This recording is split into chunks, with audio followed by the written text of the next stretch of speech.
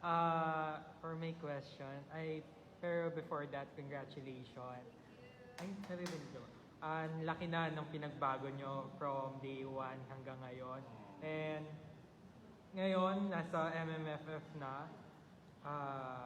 And sabi nyo din naman marami kayong natutunan sa mga co-actors nyo. Sino yung hindi nyo expected na magiging ka-close nyo? Ako si Sasa.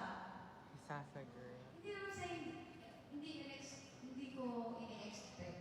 Pero mas hindi ko ini-expect na musti kami ganyan thinking na kasi baka malay mo si Sasa sobrang alam mo yun, pagka serious mode talaga. Yung ganun, may mga ganun kasing personality, diba, ng mga tao. And ako,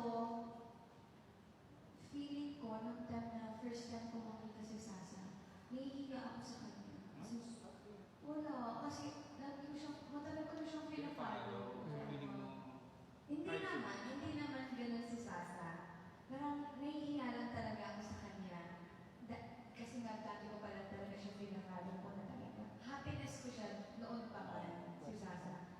And when first namin nagkita, sobrang nahihiya pa ako sa kanya. Kaninong phone niya nag-review?